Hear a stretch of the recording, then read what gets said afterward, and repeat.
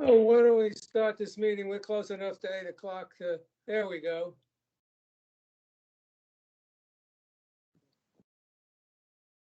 Julie, board secretary statement? Yes, sir. Good morning, board, staff, and members of the public.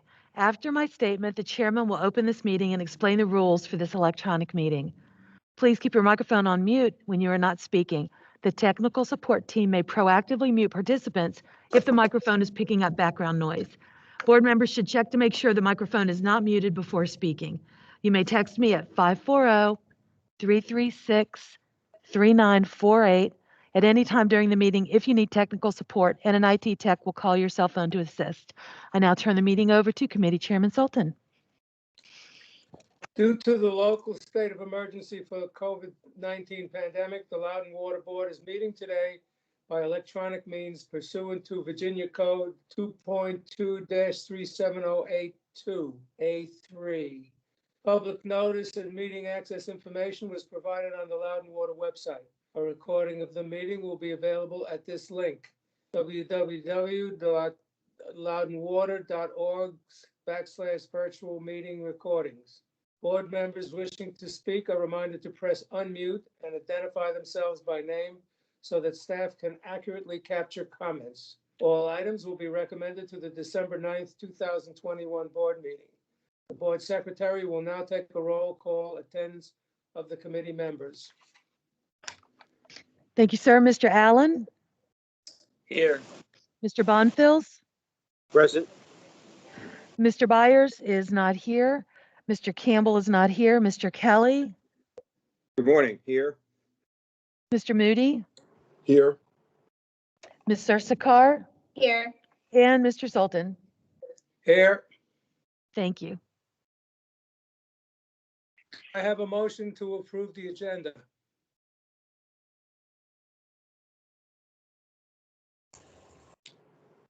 This is Keith. Motion to approve. I'll second. This is Marty. Can we get a roll call? Yes, sir. Mr. Allen? Yes.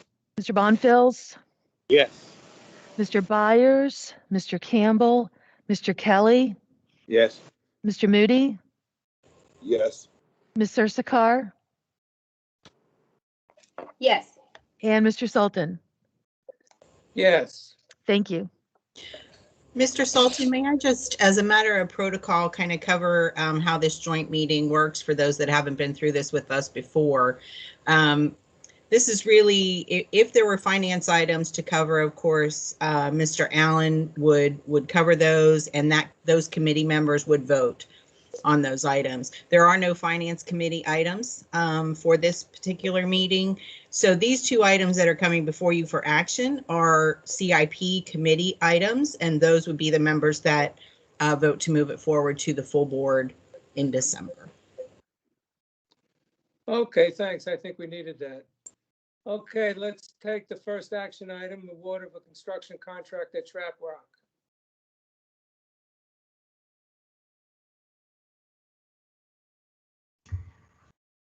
All right, good morning. I'm here this morning with Jessica Edwards Branch. She's our Director of Water Operations, and we're here this morning to request award of a construction contract for a project out at Trap Rock. It's the flow meter and sample line project. So Jessica's going to kick us off with some background.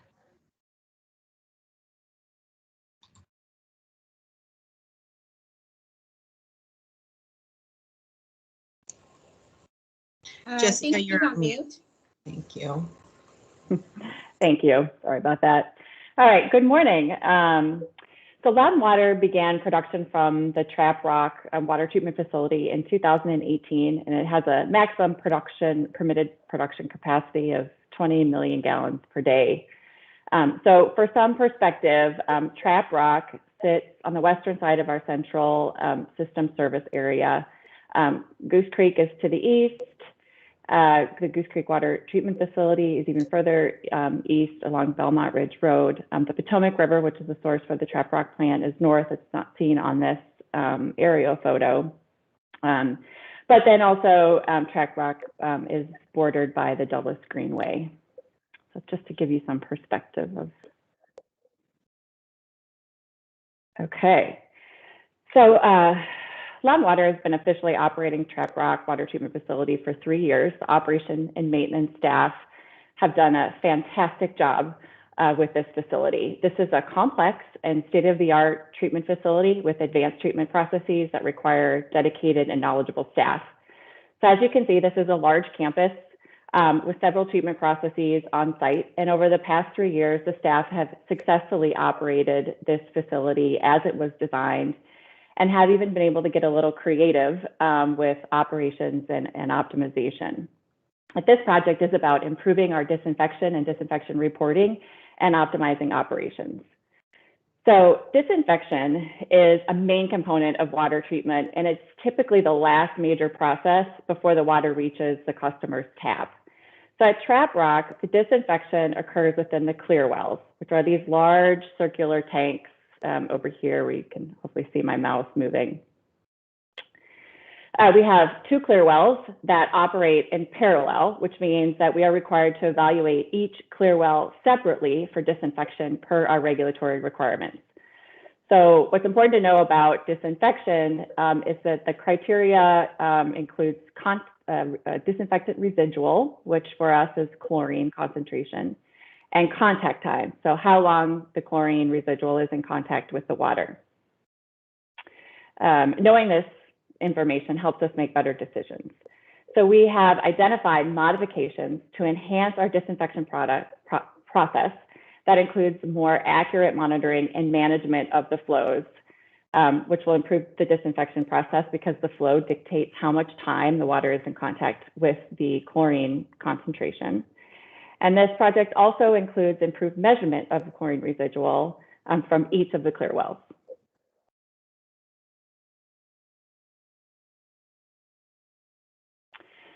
So here's what the process looks like right now. So these are the 2 clear wells on site. The blue lines are the 2 pipelines of water, disinfected water leaving the clear well. This red box is a flow meter vault, which is diagrammed over here. The original design included a Venturi style flow meter, which is an adequate design, but the installation of a mag meter will improve a more accurate measurement of flow under a variety of conditions. So if we follow the blue lines, these pipelines travel to what's called the chemical injection manhole, which as you can see is also below ground, like the meter vault. But in this manhole is where the only sample line from the 2 clear wells is tapped. So the existing sample line pulls water from a common pipeline from both the clear wells and not each clear well. The chlorine residual is then analyzed from the single line, and it's a combination of both clear wells. So this project will include a dedicated sample line from each clear well, which will allow us to evaluate disinfection within each clear well, which will improve our reporting to our regulators with more accurate data, and also allows us to better manage chemical usage and any interferences with disinfection. So with that, I'm going to pass the presentation back to Sarah to discuss a little bit more of the project. Thanks, Jessica. Can you request one more time, Sarah? It says it's waiting for approval. It doesn't give me that option.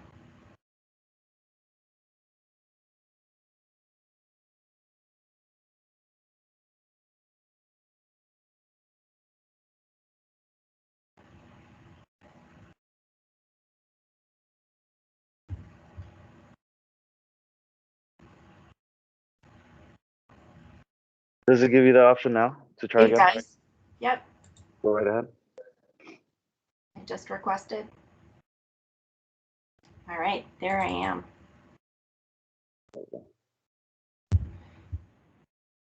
All right, so I'm going to talk a little bit about the logistics, the details of the project.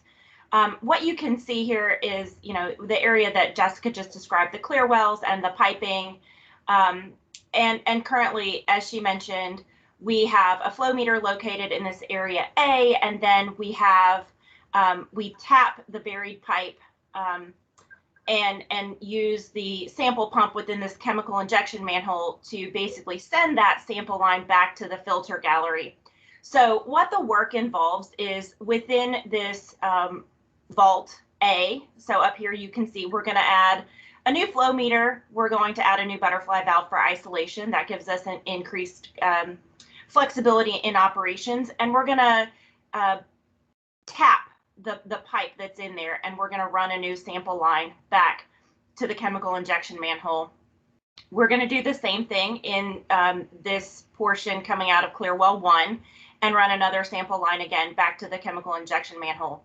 Since we currently have one sample tap and we pump that back to the filter gallery, we then have some work within this chemical injection manhole. We need to add an additional sample pump within that manhole and then run another sample line back to the filter gallery. So that's what you see in C, is that within the existing filter gallery. Yeah, Mr. Kobelis, looks like you have a question. Please tell me we don't have to dig up all that concrete and macadam and everything. We're going to bore or something. No, so we will do some excavation in this area. This is direct buried pipe, so we will excavate here. This entire run here, though, it's conduit that is already there, and there was spare conduit that was installed as part of the original construction. So we're really just routing new braided PVC hose. Excellent. Thank you. Yeah. Mr. Allen. Yeah, thank you. The flow meter, I must be missing something, but can water come out of clear well 1 and go to the chemical injection manhole? And does that bypass the flow meter? It does, but we have the ability to, through math, through subtraction, and Jessica can speak more about how they actually perform their calculation. They have an understanding through what data points that they have, that they can understand what comes out of clear well 1 and what comes out of clear well 2. Yes, that's correct. Mr. Moody? Yes, I just want to make sure I'm understanding completely. Right now, between clear well 1 and clear well 2, you have I guess, is it a butterfly line or something connecting the two to lead to a single pipe? You're looking at a dedicated pipe. With that dedicated pipe, are you still maintaining some way to divert from one line to the other from a fault tolerance perspective, or will they be completely dedicated? I heard something about a butterfly pipe. Just want to understand that from a fault tolerance perspective. So I want to just make sure I understand the question. So we are adding a butterfly valve here. So that just allows for us to, if we close the valve, we have the ability to just pull flow from clear well 1, right? So it gives us the ability to isolate in cases where there may be needs for maintenance or things like that. But both clear wells send flows, you're right, into a common pipe. The pipe then continues into this building over here is our finished water pump station. So there's pumps within this building that then send the flows out into our system. Okay, I guess I was interpreting that you were having a dedicated line from clear well 1 and a dedicated line from clear well 2. So you're saying that's not the case? That's not the plan? Okay, so yeah, I think that maybe there was some confusion. We are having dedicated sample lines. I see. Okay. So the main pipes are combined, but you want to get representative samples of what the water is from each clear well. Yeah, purely from a sampling perspective. Understood. Thank you. Yep, sure. So the overall work is, I think is described here. Mr. Sultan? Just a question. Are there any other Venturi meters on site? Jessica, can you answer that? Yes, there is one other that yes, there is one other Venturi meter. I don't think there are any, there might be a few more. I'm not exactly sure. Yes, there are some, but I'm not exactly sure how many there are. I guess we're not involved with replacing any of those. We do have one scheduled for replacement on the process service line, but it's a small meter, so it's easy for us to do in-house. Okay, thank you. So overall, the work I think has been described here. You know, there's equipment involved, excavation, pipe tapping, and the installation of the sample lines, some integration of the instrumentation that has to be added. So we put the project out to bid, and we received 5 bids for the work. You see them here. Wgk Construction was the low bidder on this project at just under $240,000. That actually was in line with what we thought the work would be. You do see that there's a pretty big spread in how in the bids, how the bids came back. This is not, I think, that unusual from what we are hearing from other utilities who are bidding work right now, that the prices there seem to be a little bit higher. But we feel comfortable, and I'm going to talk a little bit about WGK in a second. We feel comfortable with the bids. So the low bidder is WGK Construction. They are a local contractor. They do water and wastewater. That is what they do. We have done, my understanding is that we've done some one other small project with them. It was really just a pump replacement project, and that went well. They, as with all other bids, they submitted references for us. So the project team, we went out and contacted all of the references and talked to those utilities about their experience. The feedback was actually very positive.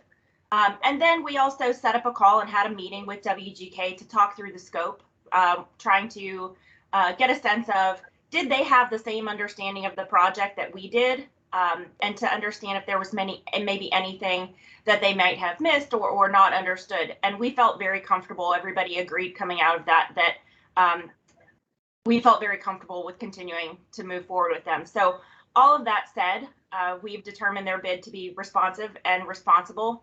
And with that, I've got a motion before you to approve this contract to WGK Construction. Do I hear a motion? Mark's got a question. Yeah, Alton, if you were on the phone, this is the project we were talking about yesterday, Monday, I believe, correct? That's correct. Okay, now I remember this project. All right, thank you very much. You're welcome. I'd be happy to make the motion. This is Jim Bonfils. Do I hear a second? I'm sorry, for consent. I assume the motion, I assume that we're talking about moving this to the consent agenda on the board meeting. Correct, consent agenda. I'll second the motion. Jewel, can we get a roll call? Yes, sir. And as a reminder, I am taking the vote of the CIP committee members. So Mr. Sultan, Yes. Mr. Bonfils, Yes. Mr. Moody, Yes. and Ms. Ursakar. Yes. Thank you, sir. Thank you very much. Okay, let's move to the next item, which is the CIP budget.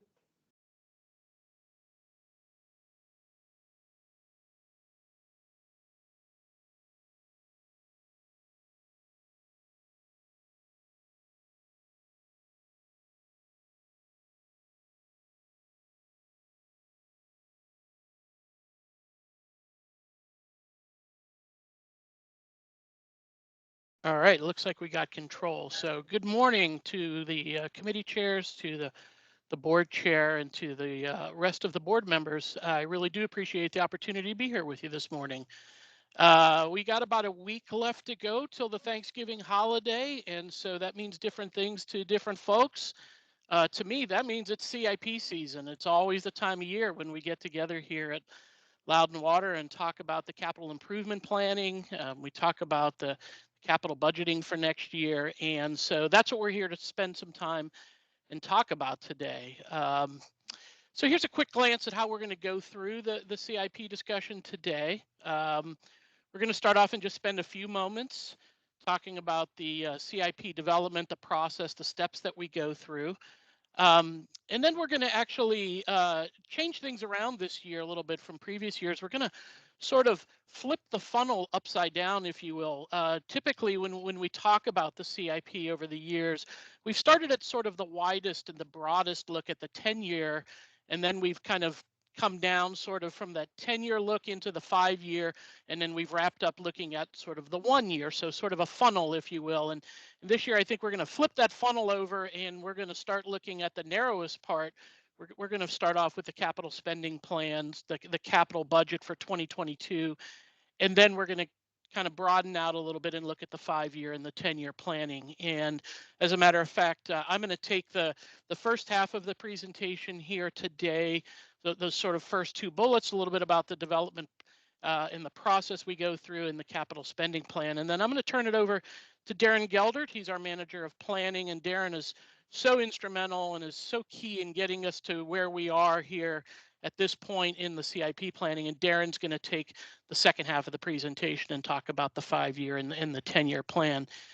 And then, as was mentioned, sort of as you get through this, the next steps really in the process here are to move this forward to the December board meeting and get that capital budget lined up with the 2022 operating budget for your approval. A few things to mention before we jump into the next slides. There's a few other pieces of information that were provided to you in board docs that we give to you every year, some sort of, I guess, complementary information for your reference, and I'll mention what those are. There is a single-page PDF document that is included. It has the 10-year CIP graph on it. When you see that, it should look familiar to you. It's how we've represented the 10-year planning traditionally. And then in addition to that, you also got a 7-page summary table. I think it's referred to as the master spreadsheet. And that has a listing of all the projects that we have in the 10-year CIP. It has a summary of each one of those projects. So there's a little bit more information that's provided to you that we're not going through here in the presentation. But if you have any questions about any of that information, you want to discuss any of that, we certainly can do that. So I'm going to jump in then and just talk a little bit about the planning process that we go through here for developing the CIP. This is really unchanged from the last several years, so this shouldn't be any new information if you've heard this before. But we really kind of come at this process of developing the CIP in a programmatic way, and I think of that in 2 different ways. One, I think about the steps that we go through, and we'll talk a little bit on the next slide about the time frame and the individual steps we've gone through this year to get us to having this CIP put together. That's programmatic. We do that in a very structured way. We bring a lot of information together. We review it. We clean it up. We get it to something that works for us. We do that very systematically. So that's part of that programmatic approach. And the other way is that as we organize all of the information within the CIP, and you may be familiar with these and may jog some things in your memory, is that we have CIP project numbers, and those are categorized into different programs. We have an administrative program, we have a water program, we have a wastewater program. So again, a couple different ways to think about how we pull our CIP together and do it programmatically. The image that's here on the screen, it represents one of the project sheets. Every project has one of those. The information that's contained on those is information summaries about the project drivers, the description of what we're doing, and probably one of the most important things on there, and it's listed in the bullet on the screen, is the criteria that we use to prioritize and score projects so that we can rank projects against each other, compare the needs against each other, and help keep ourselves focused on what's important to Loudoun Water, and that's that prioritization step. So I'm going to take a pause here. We're going to just to talk about a little bit here in the process. And the pause I want to take is to just give thanks to all of the folks at Loudoun Water that are involved in this. The month of September is when we start this CIP planning process and gets us through to today. And it says here for this year, the numbers that there were 210 projects submitted, and that's about 50 staff members represented in those projects, but each one of those staff members is talking to others, and really it's probably, I think we've estimated about a third of the organization is involved in working on the CIP planning. And I think that that is one of the keys of why we've been successful with this, is we have so many folks involved within the organization helping pull these plans together. And I think that's part of the success that we have. That process, as we go through September and everybody is working on what types of projects we want to have within the CIP, whether they're projects that are scheduled for the first year or over the 5 years or in that 10-year window, that information is all pulled together. And in the month of September and in early October, this is where Darren Geldert really starts working a lot of his magic. He's looking at all those 210 projects along with the help of others, and we're really starting to give a first screening through those. You can see how that then moves in through October. There's some meetings listed. We have a CIP review team made up of key personnel within the organization, senior level managers, multiple review meetings where we're talking about the projects, trying to understand whether or not the prioritizations that are listed are matching what we instinctually believe are the priorities of the organization. We're looking at resources, and are we going to be able to get the work done that we are asking ourselves that we'd like to do, and we're really putting a lot of filters on this. And usually then by the early November, just a few weeks ago, we start presenting that information to the general manager's office and going through it with Carla and with Brian Carnes, looking at it from a financial perspective, and others, to really kind of bring us to the point that we are here. And that process is really unchanged, but it's been working well for us. So here's the point of the funnel. It's going to be the 2022 capital spending plan. This is where we're going to start here. A couple of things about the numbers at the top up there. 150 projects in next year's capital budget, with a 96.2, or more precisely a $96,170,000 budget. Comparing that to this year, to 2021, I think it was 127 projects this year and an $89 million. So both of those numbers are a little bit higher. And let me mention something about projects in the CIP. This is probably a good opportunity. Not all projects are projects. And what I mean by that is all year long at the CIP meetings, we bring projects forward, and they represent sort of those classic kind of infrastructure projects. Projects that have those multi-phases of planning, design, and construction. They're multi-year projects. Those are what I classically think of as projects, and many of what is in the CIP do represent those types of projects. But there are other projects in the CIP that really reflect more like a typical line item in a budget, where we've given it its own CIP project number, but the item is really there kind of from an accounting perspective, so that we can budget that item, and then we can track spending against that item and report on that for accounting purposes. So when we say that we had 127 projects last year and 150 this year, that doesn't mean that we're taking on 23 more sort of those classic style of infrastructure projects. I think a couple that were added were individual CIP numbers or CIP projects for tracking spare parts for many of our facilities. And so those don't have some of the same components of staffing and resourcing that we do. So we have 150 projects for this year, and about $96 million. And I'll pause there for a moment because I see Miss Angeline, you have a question. Yeah, hi. So I Morning. just want to understand, this does not involve the overlapping of the project from previous year, right? When we talk about the new projects. Because we have to make a distinction here for that. Yeah, it's a good question. So the 150 projects represents a mix of perhaps new ideas that came out this year, but most of it does represent carryover projects that were being worked on in the previous year. We maybe reset those budgets maybe for this year, but the projects themselves, the vast majority of them are carryover. I think I looked at the numbers, and I don't remember how many were carryover, but maybe to give you a sense is that about 80% of these projects represent actual infrastructure spiral projects, and maybe 20% of those represent sort of those line item spending. And I would say the vast majority of that 80%, those infrastructure projects, have already been ongoing in previous years, including this current year of 2021. Yeah, so that would be 80%, right? Carryovers, the ongoing projects. Yes. I mean, I'm sure, I mean, I'm not seeking the exact here, but like Understood. estimation, you know, I mean, I don't expect you to give me an exact, that's sort of impossible, but.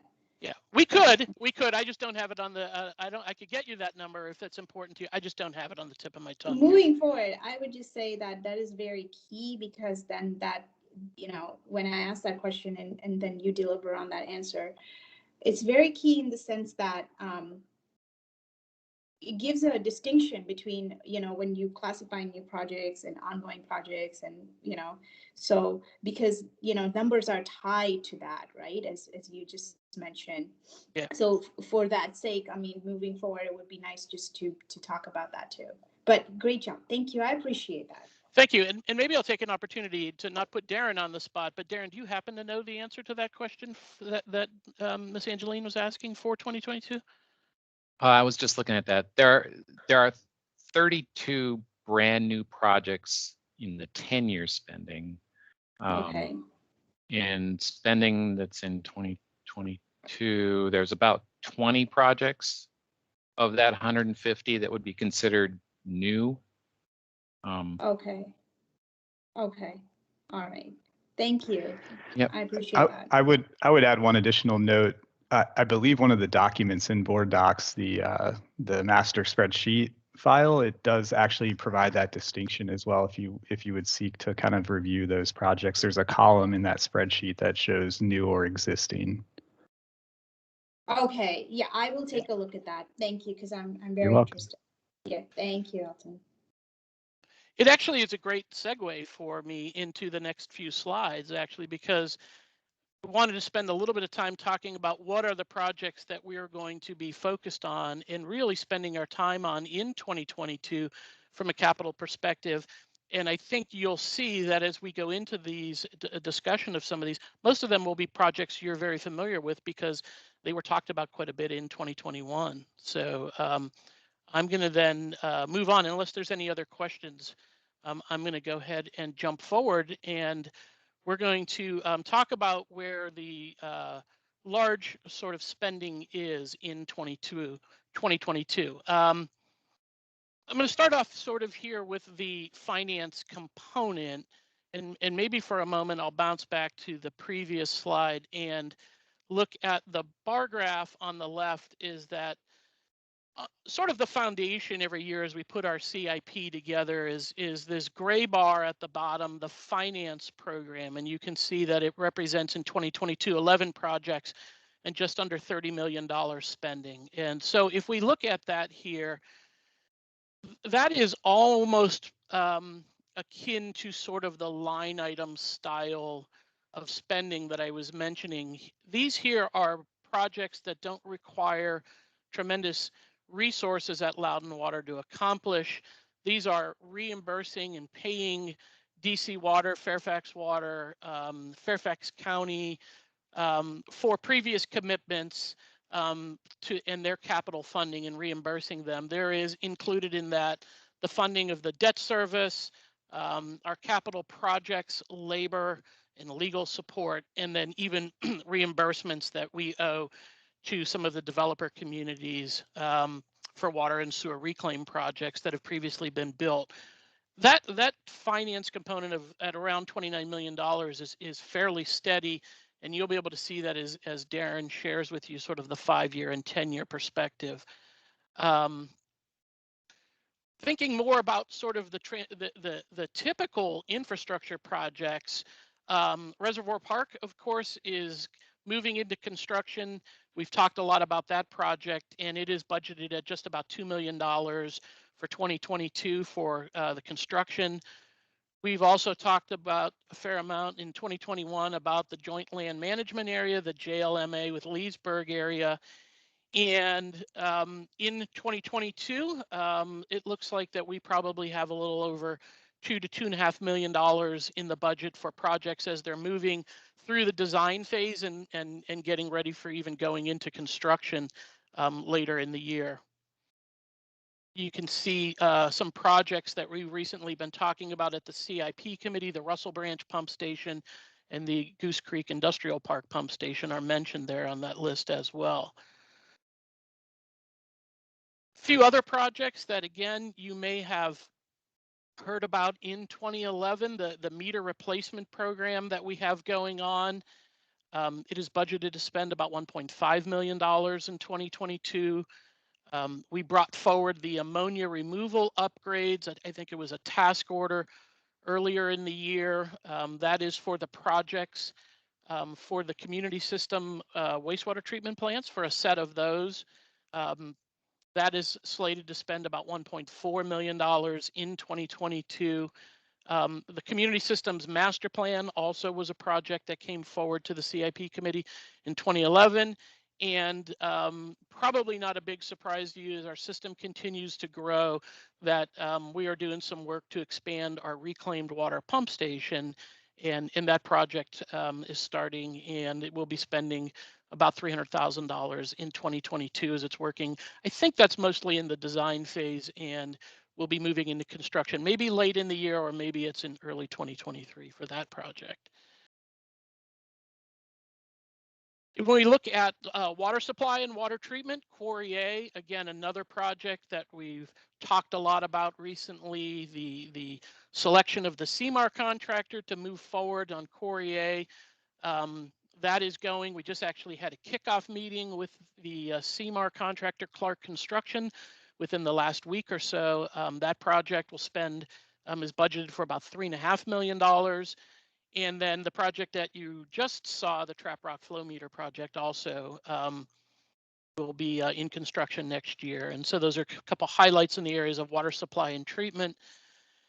And then, of course, on the wastewater treatment side, we've been working on the construction project for the expansion of the Broad Run plant right now, and just about $30 million set to spend on that, or I should say budgeted for that project next year. And then also recently we brought through the selection of the consultant for the phase 3 expansion and the task order to get rolling on the next phase expansion of Broad Run, and that project is set to probably spend about $1 million in planning next year. So that's a highlight of a lot of what will be consuming us in 22. There is as well a lot of individual water and wastewater projects that are smaller in nature that really make up sort of the balance of that spending. I believe we have about 1,400 miles of water main, over 1,000 miles of sewer line. I think we're up to 21 or 22 miles of reclaimed water, and there's various, I think 30, 35 pump stations. All those have individual needs, and they're smaller needs. They're in the list of projects, but I really just kind of wanted to highlight here a lot of the larger things that we'll be focused on. Maybe I'll just take a moment to pause before we look at that. And yes, Mr. Allen. Yeah, I have a slightly off-topic question. In that previous slide, it shows the floodplain around our treatment facility. And there was an article in the paper this week about a facility up in Pennsylvania that when they had the storm maybe 3 weeks or a month ago, that nor'easter, they had built like a 10-foot wall to prevent this plant from being flooded, and it was completely flooded. And, it caused a lot of problems. And the gist of the article is that people are not preparing for flooding events and water inundation. And I see that floodplain, and it just makes me think, I'm sure you guys have considered it, but could you just talk a few seconds about what we have done or what we're going to do in case that area floods?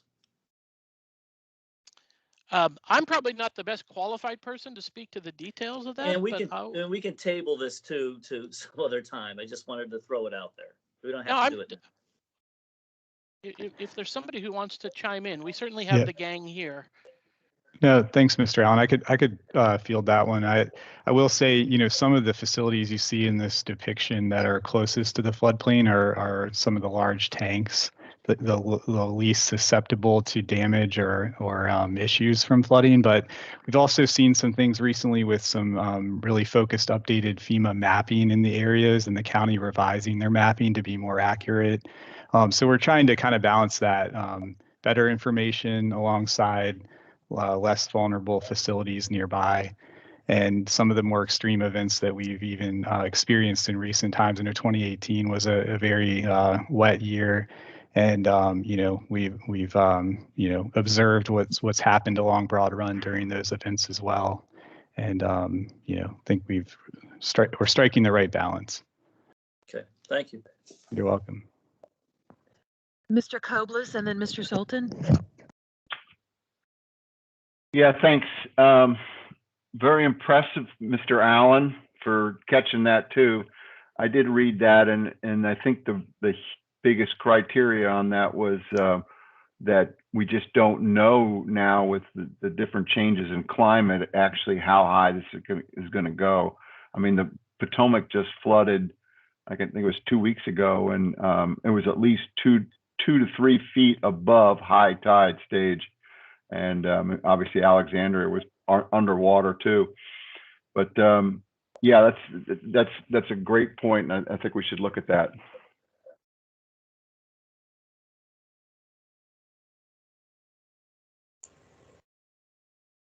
Mr. Sultan? Unless I missed it, or maybe it's a different category, are we doing any work in looking at replacing aging water mains? I haven't seen a project for that, or do we have aging water mains that need replacing? Make sure we do have some projects for that. In 2022, we have some water main and some sewer projects that are being replaced in the Sterling area. And we do have some projects, I think, as we get into looking at the 5-year spending, I think that there's some mention of some of the allocation there for those.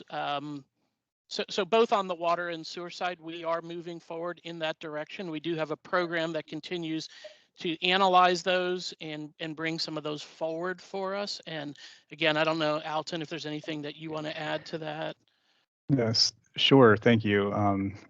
We also have been, in the last handful of years, completing various valve replacement projects, because as we started working towards some of the main replacement projects, we were finding that the age of the valves and failures with the valves was preventing us from properly isolating a small area to perform the main replacements. So we've been targeting those pockets of valve replacement to set the stage for the water main replacement program, to be able to do that in as a minimal impact as possible on the customers. And I wanted to add one additional comment to the previous question about the floodplain. I was reminded by Sarah Lothman that during the Broad Run master planning process, we actually even looked not just at the 100-year floodplain, but also the 500-year floodplain to avoid those areas with the majority of all facilities around Broad Run. Great.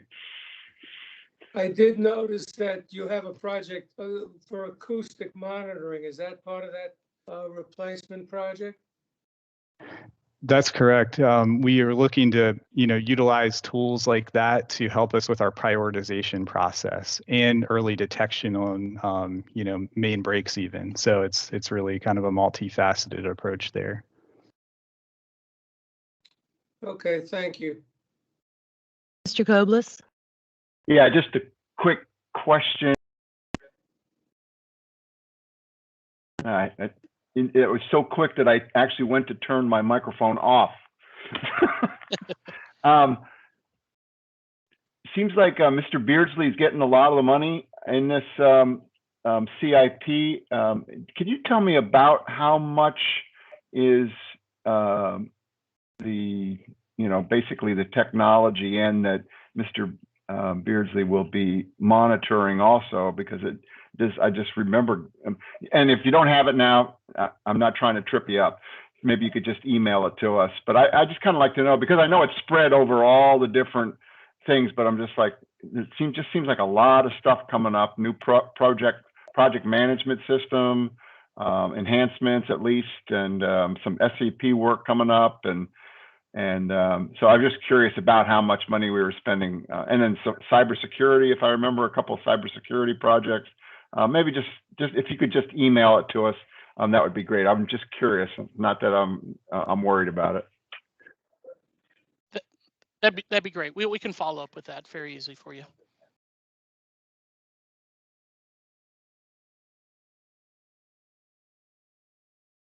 Okay, I have just a slide or two left, and then I will then turn it over to Darren. Just a few different ways as we've looked at the capital spending plan or the capital budget. So for next year, when you add up sort of the finance component that we talked about, and we look at the projects that are in construction or projects that are moving into construction next year from the design phase, that really gets to 3/4 to almost 80% of the total cost of the CIP is in those. And I think the reason that we've looked at this in the past is that's the area where as those projects continue to move forward, the spending feels much more certain to us. As we look in some of the other areas here on the pie graph, the planning and the design, those are the sort of a little bit slower phases of the projects where you're still trying to work through some challenges and issues, and it represents a smaller margin of the total. So we've kind of felt that with more of this money in the construction and finance area, we have a little bit more certainty that we feel like that we'll be spending it next year, and that the variability is in a smaller section of the overall $96 million.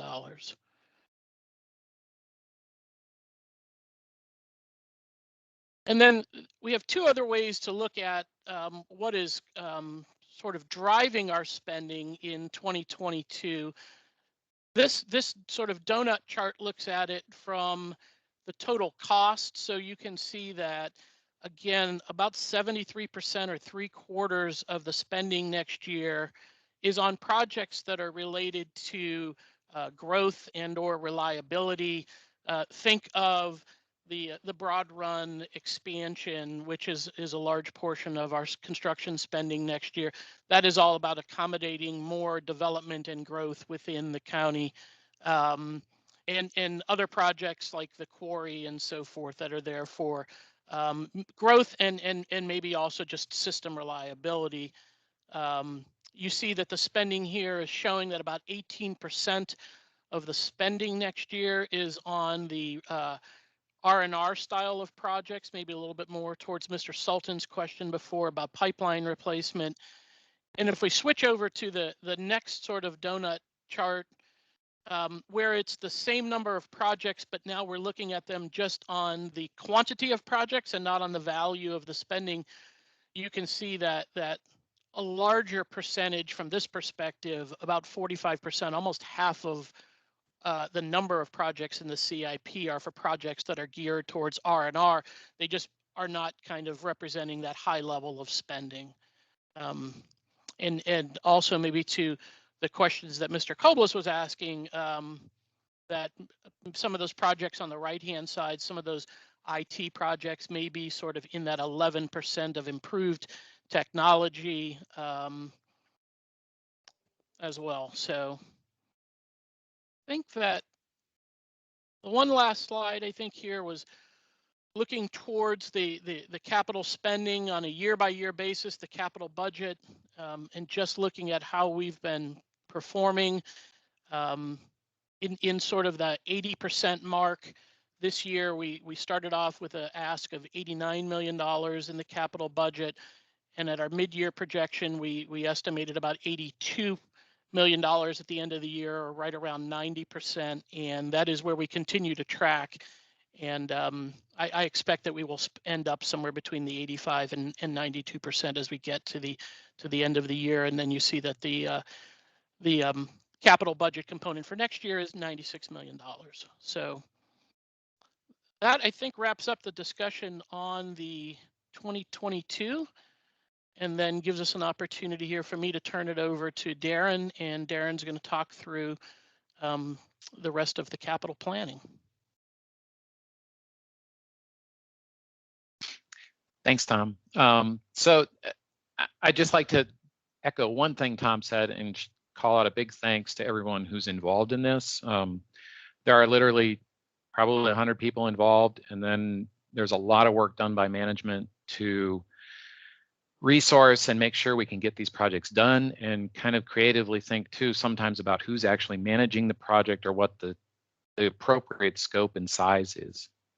So one thing we do with this plan is we definitely are identifying kind of our immediate needs, and that's more in the 2022 capital spending plan, but it also seeks to capture these longer term capital needs. That's partly why we update it every year. And every year it changes as the community and development changes, and then as we also develop more definition in each of our projects as they move through that planning and budgeting process. So this effective long-term look at our CIP really helps us identify, plan, evaluate, develop better scopes, perhaps involve other agencies or public. We get better cost estimates, resourcing, and then eventually all that helps in the financial planning too, because then Brian will take all of this and help work that into rates and availabilities and all the long-term finance stuff that he works on. So that first year is pretty clear. The next years get a little fuzzier, so we kind of grade it out here for a minute. But you can see in the long term or in this 5-year plan that there's a lot of money being spent in our big facilities, Broad Run and Potomac Water Supply. And then finance, kind of that gray bar at the bottom, that stays relatively consistent. That has a lot to do with our debt and our payments to others. It doesn't change a huge amount year over year. So that kind of continues on through. So I'm going to do something kind of similar to what Tom did and talk a bit about some of those programs. We're going to look at it a little bit different way, in that sometimes as we look over the longer time period, then those projects could be grouped a little differently. So we kind of picked out some of the significant projects that relate to here. We're going to start at the top, kind of with Broad Run and Potomac, kind of our base, our big facilities that we own now. The wastewater treatment, water supply. So, you know, at Broad Run, we've got expansion under construction. Those prices are probably pretty firm. Those are based on bidding. The planning and design, we have some numbers in for that. As we move into the later 5 years, which you'll see in the future, those get a little fuzzier because that's estimating phase 3 construction, which, you know, is still very much an estimate. The reservoir project, that's been fairly consistent estimate over the past few years, at close to 100 million. And then we are also starting to look at a expansion of Trap Rock. I'll just note that for us to go from 20 MGD, what it is right now, to 30 is actually a very, I'm going to say, small expense of $12 million. That would include everything that we need to do to upgrade that. So if you want to look at a per $1 million cost, it's quite effective because we have already planned for most of that expansion in the initial construction. If you look kind of in the water and wastewater realm, we've talked a lot about the JLMA. Those costs are starting to come into our budgeting. Over the next 5 years, you'll see a lot of work on water and sewer lines, about 25, maybe $30 million. And then you'll also see a lot of work on the sewer pump stations, which have been scheduled and now kind of rescoped, about another $30 million. So this 60 million or so here, there's some more in the 10-year plan. That's basically in line with some of the initial planning that we did that said the costs for developing the infrastructure for this area might be in the $100 to $150 million range. One thing you mentioned earlier, you were asking about repair and replacements and upgrades. We do have a linear pipe replacement program underway. And what we do with that is we budget a lot of money in the outer years, and then we will pull that into specific projects in the current years. So we have a couple of specific projects for 2022, and then in the outer years, it's maybe not defined to a specific street or water main, but we do have that programmed in because we know that's going to be a regular part of our budget. You've also recently seen the ammonia removal. That eventually will turn into a lot of real costs or larger costs as we move into construction. We also have other significant or highly visible projects in our partnership projects. Tom mentioned the park, where we're working with Nova Parks. We also have a number of county-funded projects that are ongoing, including Broad Run Farms, the water main project out there, Howardsville, and we have a number of feasibility studies that will probably eventually turn into construction. These we do show in our budgets, even though we do get reimbursed for these, but in terms of cash flow and timing, Brian and the finance department likes to see these as a part of our spending plan. And then kind of the foundation, like we talked about before, finance. These capital improvement reimbursements that we give or we pay as a part of our supply and part of our treatment to DC Water, to Fairfax Water. These are regular and ongoing. It's a very kind of baseline cost that we're going to have for. If you look at the first 5 years of the spending plan, this is kind of what then helps get pushed into eventually into our 5-year plan of finance, which comes later in the spring after all of this is approved and they start looking at how rates and other things are also approved. You can see there's a slight shift up. This is not too much. It's pretty much in line with what we've always anticipated as we start having bigger construction projects at Broad Run and at the Quarry.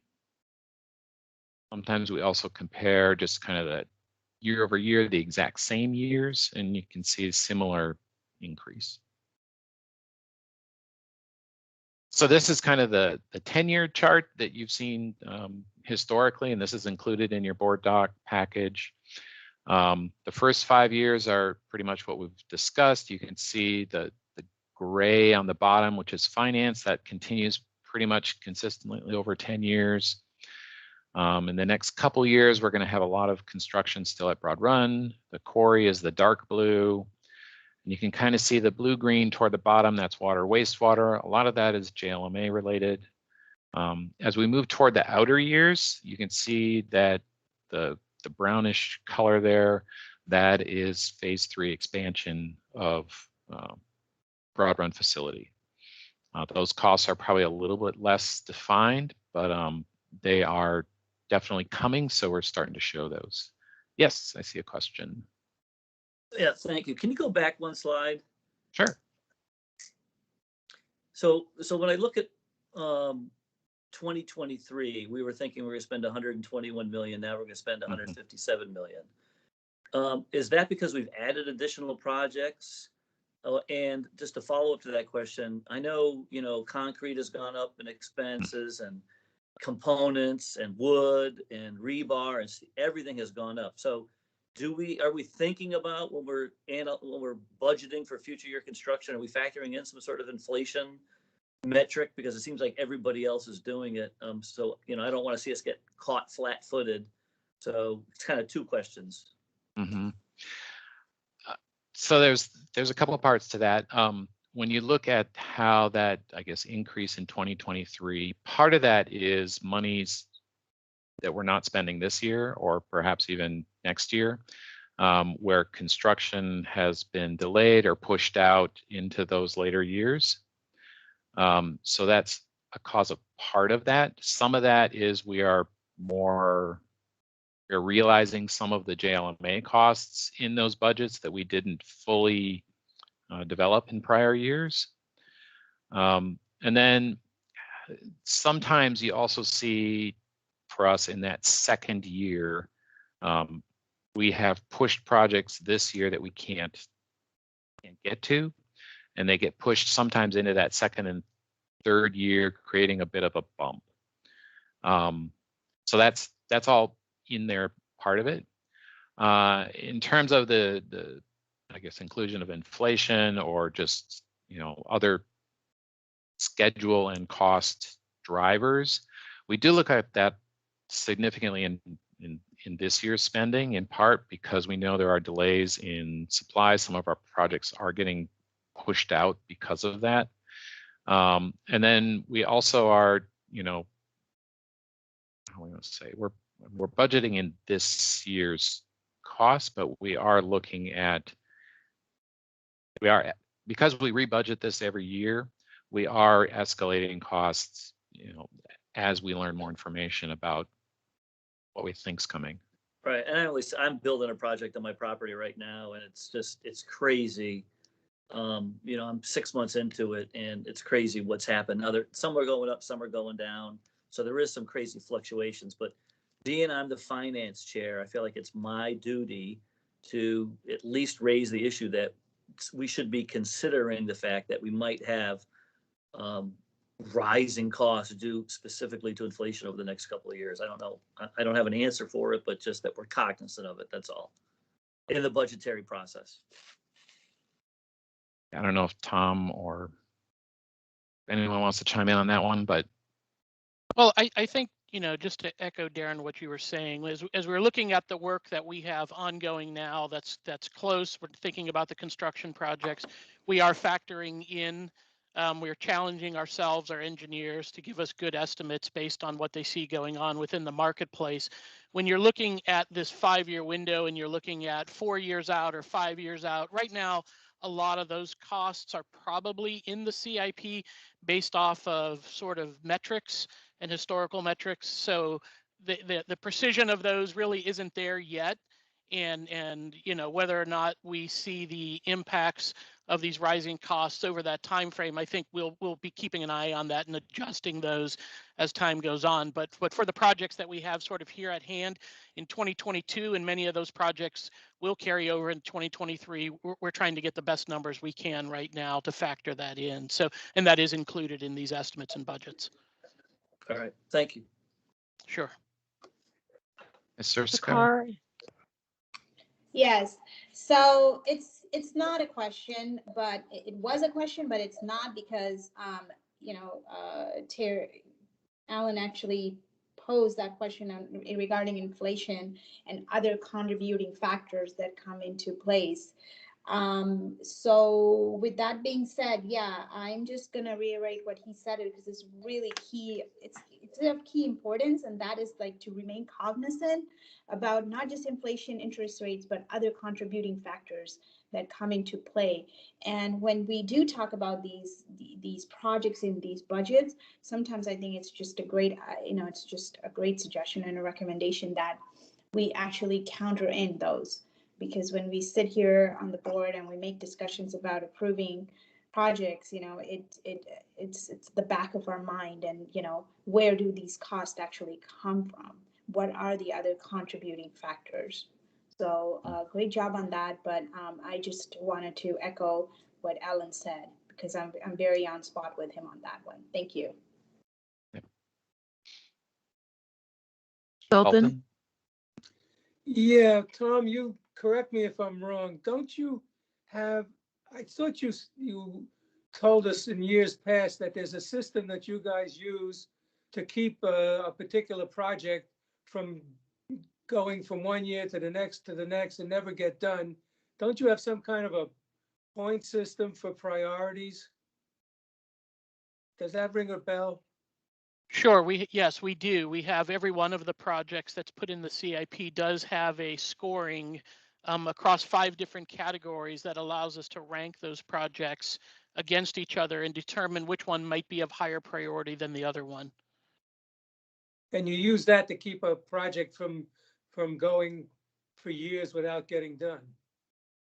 That is correct. That is what the intent of that is to help us make sure that we are identifying which projects. And I think built into that scoring system, built in to some of the components, is sort of as the project would get, as the need would go longer in time, the score would rise higher because you would presumably understand that the risks may be going up of not doing the project. So that is built in to some of the criteria that are used to score the projects.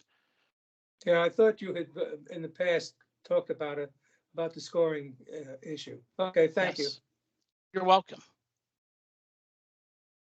Yeah, I'll just add to that really briefly that in our CIP review team, that's something that does come up because that is all the directors, all the managers, and we try and make sure that we are advocating for the most appropriate projects, and that we're meeting the needs of all the different departments. Was noted that IT has a number of projects. I mean, the CIP really does cover every department, every type of project. So it's a challenge sometimes to figure out where we need to put all the resources. Yes, Mr. Moody. Yeah, in the system that you just referenced, it sounds like you're evaluating projects. Are you actually defunding projects that are where they're, as far as the score going down or not seem as efficient or essential? And if so, are there certain examples, recent examples where that's occurred? I mean, there are always projects. There are some projects that do get removed from the plan over time. Perhaps we decide it's not required. Perhaps it's combined or consolidated with another project. So I do think every year we do look at every project. So I think that is built into part of the process. I don't know that we're specifically defunding projects, but there definitely are projects that come and go every year. Okay, thank you. And just as a point of clarification there, it's a little bit different for Loudon Water in that we do get the opportunity to review these annually. Unlike a county government where they appropriate funds, for a project and kind of lock it in, we don't really do that. We ask you to approve spending on a 1 year at a time basis. So that allows us to shift and be flexible. So not necessarily defund, but certainly push off those projects that may not rise to the top of the list.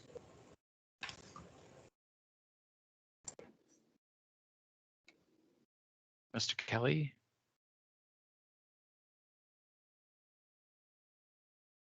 Get off mute here. Thanks. I think Keith pretty much asked the question I was going to ask, but just to follow up on that, we've been talking about this. We're in an unusual time now. We've got two factors that could increase costs. We've got supply chain, which could drive up prices. We've got inflation. Obviously, that's going to add to cost as well.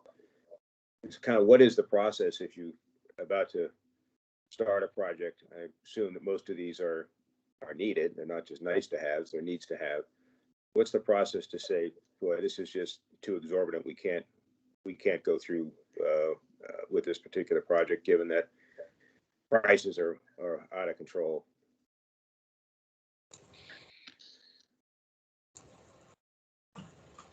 I think, Mr. Kelly, that really speaks to that whole prioritization and mission critical versus high priority even. So, we can take a project all the way through the bid process just to see, that's the real test there. What do the bids look like? And then it's an analysis and it's a determination on whether or not that project absolutely has to move forward at 3 times what it would have been 2 years ago, or is it okay to perhaps wait 12 months or so and see what happens with the pricing? So there's always going to be that analysis, and certainly coming back to the board with anything that's really kind of off the charts.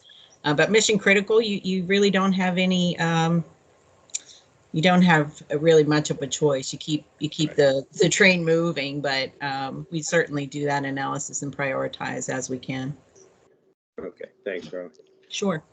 Carla, I'll add to that there are specific within the ranking criteria is the impact of deferring a project. We do look at that and we try to understand what the impacts of that would be. To Carla's point, if it's mission critical, then the impacts of deferring the project may be much more greater than if the project is sort of on the nice to have, not need to have in that urgent moment, sort of. Yeah, and that'll help influence and actually that's part of what creates sort of that second year that Mr. Allen was asking about. That second year spike is there are projects that are you know, that we don't have enough resources to accomplish, so we kind of push them off until next year, and that's why you always see, and you can see on the graph here on the screen, that the second year and that third year, we have this recurring pattern. If you look at the reference that's shown from last year, the white with the blue outline, you see this typical pattern that Darren and I were talking the other day. It almost looks like a hand, sort of, the first 5 years. You see that index finger and that middle finger are always really high, and they always get pulled back down because that 157 that we're looking at right now as 2023, you know, look at the 2022 number. We thought last year that we were going to take on almost $140 million this year, and we've pulled that down to 96 as we've prioritized that, as we've resourced it. That will happen again next year to the 157, and it's hard to resource projects out several years because we know that next year when we go through this process again, the 157 would kind of be our starting point, but there's going to be new things that come up this year that we need to put into that mix, and we're going to look at all of those needs together, and then we're going to prioritize resource, and again, we'll probably push a few more out. And we kind of call it this snow plowing effect, but it's really a matter of trying to reevaluate every year the resources and priorities, and then just kind of push things back a few years. We can push them out further where we know that that's an okay thing to do, but sometimes it's not always clear, and you'll take on as much as you can with the resources that you do have. Yeah, thanks, Tom. Yeah, I understand. Yeah, if you delay a mission critical project, it could affect other projects down the line in the future. So exactly, this kind of wave effect that you know, go on for years. So yeah, you got to be careful. Thank you. Exactly. Yes.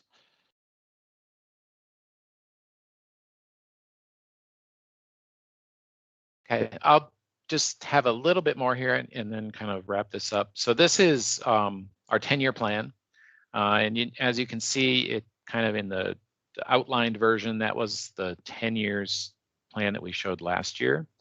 The total budget for this is about $970 million.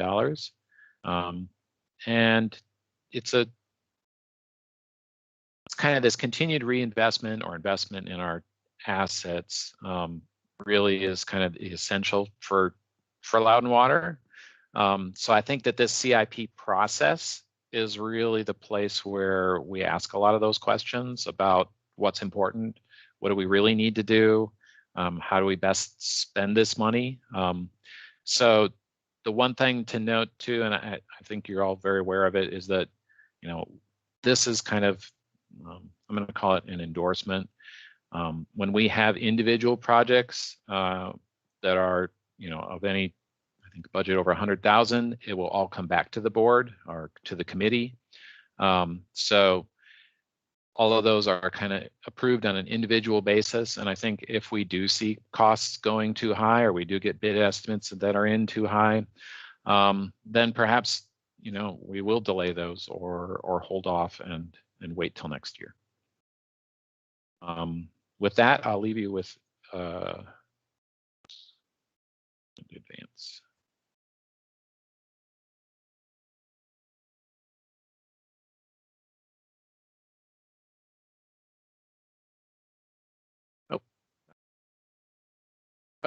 So I'll leave you with this last motion, just that the committee endorse the capital spending plan, and then it will get moved forward to the board for approval in December.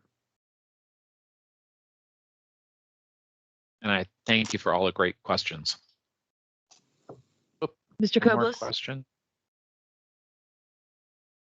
You're on mute, sir. Rookie mistake. I'm sure Marty is going to echo this, and I didn't want to jump in front of him, but great presentation today. So I'll let Marty expand on that. Thank you. Marty, you're muted. Another rookie mistake. Not only do I agree with that, but when I was at Fairfax Water, I had the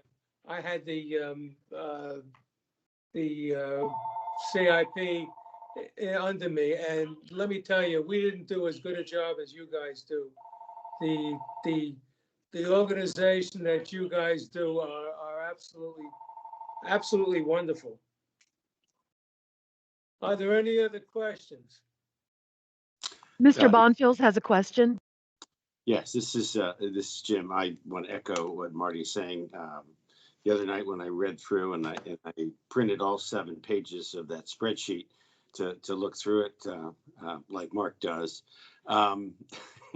I was very, very impressed with the incredible amount of detail that's in there, and it answered almost every one of my questions, and my colleagues have asked all these other questions here, which were very good. So with that being said, I'd like to present this motion that you have on the capital spending, and I'm really it's really great that so many members of the board are here to hear this presentation.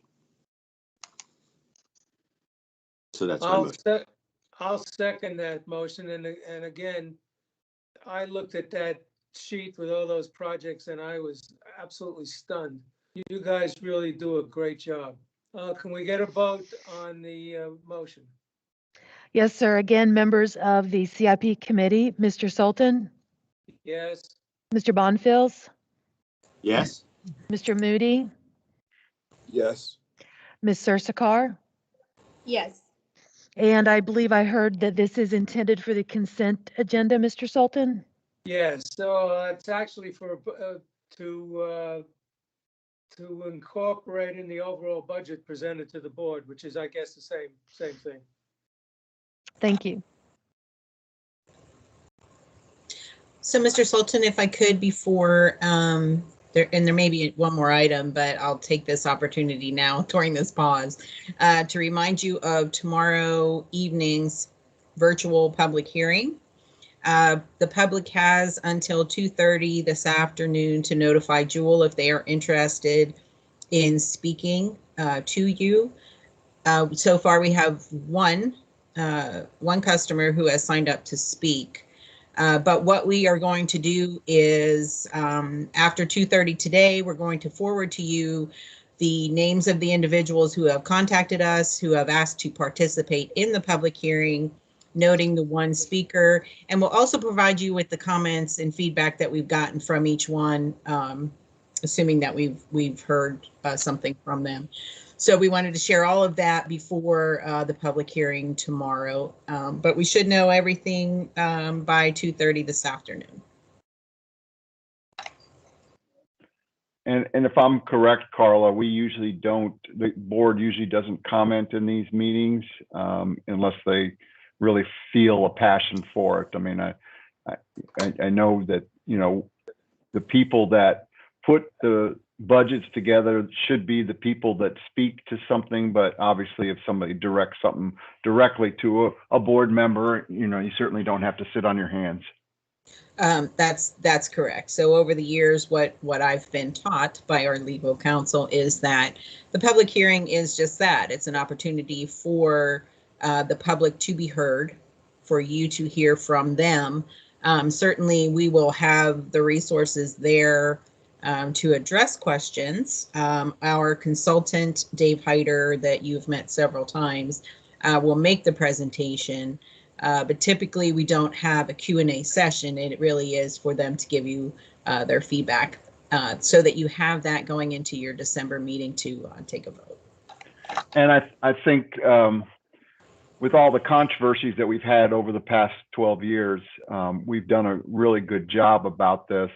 And we certainly, I'm sure we'll continue this, that we don't ignore the public's question or comment that, Carla, you have people that will address it right in the meeting if you can, or at least say, we'll get back to you or whatever needs to be said. But I know that in the past, we've always addressed every single person, which is very important. I always want an open board for sure. Absolutely. I don't believe there's anything else on the agenda. Jewel, is there? I don't see the, No, sir, just a motion to adjourn. I make that motion to adjourn. I'll second that. This is Jim. Ready for the vote, sir? Yeah. Mr. Allen, Yes. Mr. Bonfils, Yes. Mr. Byers is absent, Mr. Campbell is absent, Mr. Kelly, Yes. Mr. Moody, Yes. Ms. Ursakar, Yes. Mr. Sultan. Yes. Thank you. Meeting adjourned at 9:20 a.m. Thank you very much. Thank you, Thanks, everyone. everybody. Thank you. Excellent Have a good day, everyone. presentation. You too. Appreciate it.